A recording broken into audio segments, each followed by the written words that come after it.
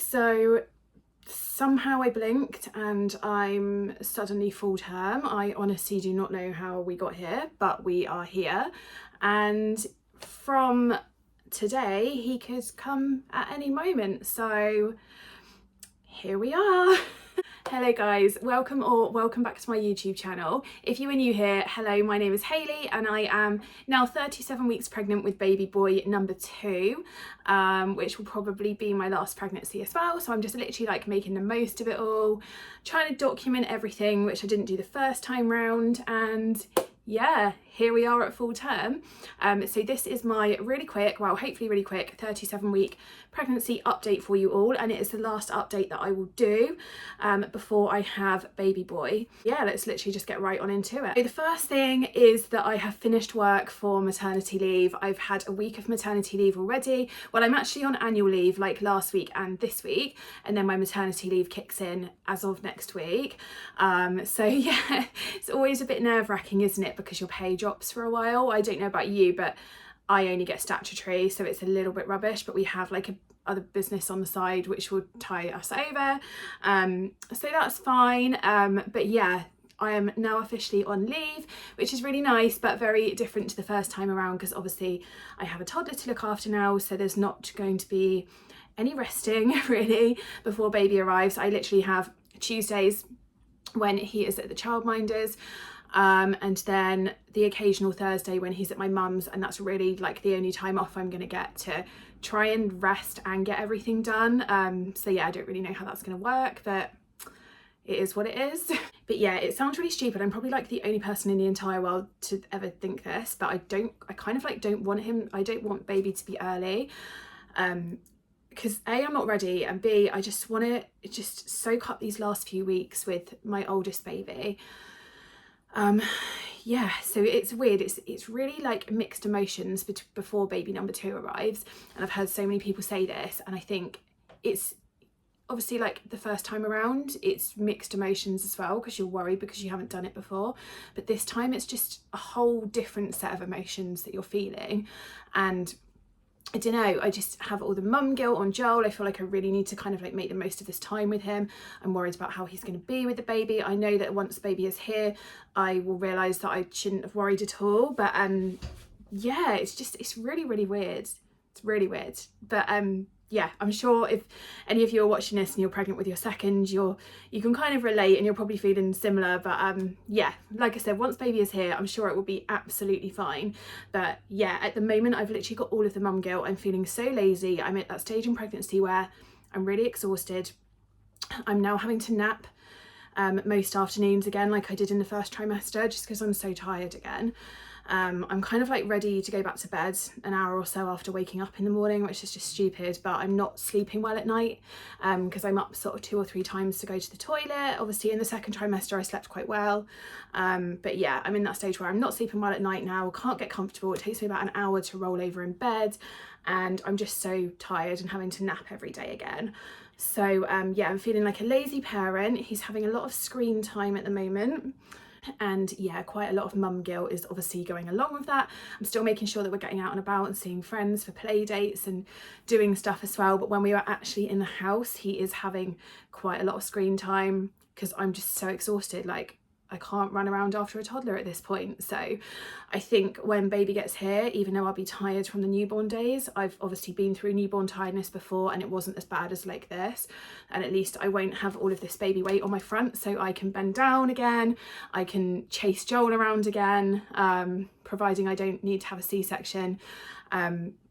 So yeah, I think it will be a little bit easier hopefully when baby arrives. So what's the next thing? As most of you know, if you follow me over on Instagram, baby was transverse, which we discovered at I think I was 31 weeks, and we had a private 4D scan because we had one with Joel and it was amazing, so I really wanted to have one again. So we had that when I was 31 weeks, and baby had previously been head down from like my 20-week scan onwards, and my midwife at the appointment said that he was head down, but yeah, at the private scan they picked up that he was transverse. So I spent a couple of weeks getting really uncomfortable, just it was horrible, honestly. I was so uncomfortable. Then I think he went breech for a bit, and then I had a rescan from that 4D scan because they couldn't see him properly when he was transverse. So I had that just before I was 34 weeks, and he had turned, and he's now head down. And I had my midwife appointment last week, and she confirmed that he is definitely still head down, and he shouldn't turn again now because he is too big to kind of like move around in there loads. So apparently it is more common with second babies to not go head down till like later on, because Joel was literally like head down the whole way through. But this one, yeah, he's kind of moved around a lot. But yeah, he's now head down, and I can definitely feel it because my pelvic pain is getting quite bad. It's not there constantly, it's like on and off, but I've had days where my pelvis just feels so bruised. And I'm going to the toilet all the time. So there's a lot of pressure down there now, and he feels very low down. So yeah, maybe early, I'm not sure, I'm a bit worried. I know their scan predictions aren't always correct, or they're like rarely correct, but they have said that he's like not the biggest baby in the world, and my bump is only measuring just above the 50th centile, which is fine. It's not like any concern, it's perfectly healthy. But when I was pregnant with Joel, he was measuring, like my bump was measuring above the 97th the whole time. So it's really weird because I always heard that like you got bigger with your second. And in the beginning that was definitely true, like I just showed so early, but it's all evened out now, and yeah, my bump is actually measuring smaller than it was last time. So yeah, I mean, I'm not mad about it because I don't want to have a massive baby, and I think newborns are really cute when they're all like tiny. So I think he's going to be around like the 7 pound mark, so he's not going to be tiny. Joel was 7 pounds 11, and he was pretty much on time. He was like 2 days over. So yeah, I think this one's going to be a little bit smaller than that from the predictions, but we'll literally wait and see what happens. Probably be like 9 pound now. But yeah, that's where we're at, and that's the prediction from the scan. Also, like my heartburn and acid reflux, it's very much there. I do get it most days. I have to swig my liquid Gaviscon, which I'm getting on prescription now. So yeah, I have to have that most days, but I'm not getting like a lot of actual like sicky reflux like I did in the end with Joel. I just get like a really bad burning in my throat. And it's kind of like depends what I've eaten that day as well, but I'm not someone who's prone to heartburn. Like when I'm not pregnant, I never get heartburn or reflux or anything, so it's literally just a pregnancy thing, whereas my husband like literally gets heartburn all the time. So yeah, I'm not someone that's like prone to it, so I'm definitely still having to swig the Gaviscon every day. But like I said, it's definitely not as bad as like the first time round. Then stretch marks wise, I have been so lucky this time to I haven't had any yet, but I remember last time I did get a few in the last couple of weeks with Joel. I never got any on my belly, but I got a few on like the sides of my hips, and then like my inner thighs and underneath my boobs. They've all disappeared now. Even if they hadn't, I wouldn't have minded too much, because obviously it's like a symbol that you've grown a baby, which is amazing. Your body's done like an amazing thing. But yeah, they have gone now. But this time, for some reason, I haven't had any of those, and I'm sure they'd appeared by this point last time. But the midwife said, and this is what I think as well, maybe where like everything's stretched before, I don't have as much stretching to do, so maybe that's why I haven't got any this time. But I am still using my stretch mark cream. I'm kind of doing it every other day. Like the first time around I was religious with it and put it on every day, but this time I'm doing it every other day. I think you just forget, like you're so busy with a toddler and so tired, and yeah, and also with my hypnobirthing stuff, I haven't been as religious with that either, but I can kind of remember like a lot of it from last time. So yeah, I'm just kind of doing those videos like as and when, just to kind of refresh myself, but I'm not like going full on head first into it like I did last time. The next thing is that I'm now having weekly midwife appointments. So from the 36-week mark, they wanted to see me weekly to check my blood pressure, because as I'm sure a lot of you have heard me say so many times by now, with my first pregnancy, my blood pressure suddenly went high some point in between week 38 and week 40, because I had my 38-week appointment with Joel and it was fine, and it had been fine the whole way through. And then at my 40-week appointment, it had suddenly gone high. And then I went into labour with him 2 days later, and it was still high until literally like the second after I gave birth, and then it came right down. So it's amazing what pregnancy can do to your body. It's like just crazy. It wasn't preeclampsia, they did all the tests for it, but it was like a pregnancy related hypertension. I think if I hadn't gone into labour when I had done, it probably could have turned into preeclampsia, they said, but luckily, like, touch wood, it wasn't.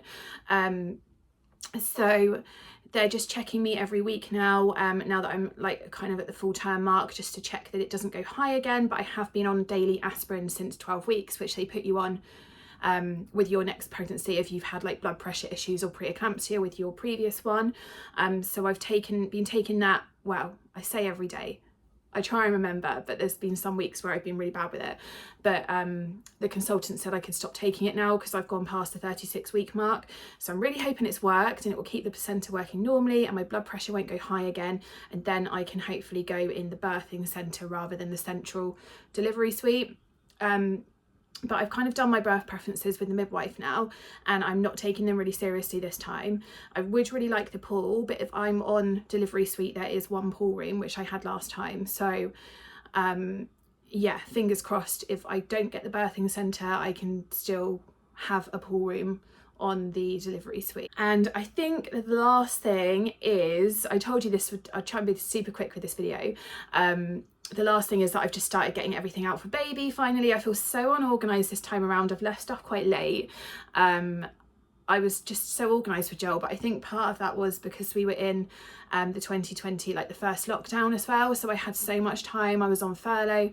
I was filling my days just doing baby stuff and didn't have another child to run around after. So I finally started getting baby boy stuff out. We've got it all out of the loft, and later today I'm probably going to set up the next to me crib. I've started filming my nest with me video, like prepare for a newborn video, so that should go live next week. So yeah, stay tuned for that one, but it's basically like everything that I've kind of done in the house to prepare for a newborn again. So yeah, the last thing I've got to film for that is me putting the next to me crib up, but I'm kind of stalling it because I know how much space it takes up this time. I swear I had it up by like 32 weeks last time. But we also had a spare bedroom last time, whereas this time we don't because we're going to have 2 children. So yeah, so I'm going to do that this afternoon while Joel is at the childminders. And yeah, I think that's everything to update you on, guys. Like I said, there's not really like symptomy at this symptomy, is that even a word? Don't really have that many symptoms at this stage in pregnancy. I'm just kind of big and breathless constantly, and I run up the stairs and I can't breathe for about 5 minutes. So yeah, that's it really, like no sickness or anything. I'm just kind of, it's just a waiting game now, isn't it? Just waiting for him to arrive. So I'll give you guys a quick bump update and then I will end this video. So this is my 37 week bump. And yeah, like I said, it's all kind of evened out now, but it'll definitely be bigger than when I last updated you. But yeah, that is my belly at 37 weeks. I hate these fatty bits I get around my sides during pregnancy. They are awful. But yeah, you can definitely tell that he is a fully cooked baby now. I'm feeling very rounded, very breathless and big. And yeah, that is my belly, guys. I'm hoping it won't get much bigger than that. Hey, thank you so much for watching, guys. If you're not subscribed already, I would absolutely love it if you hit the subscribe button and join me over on this channel, and I will catch you in the next video. Mwah.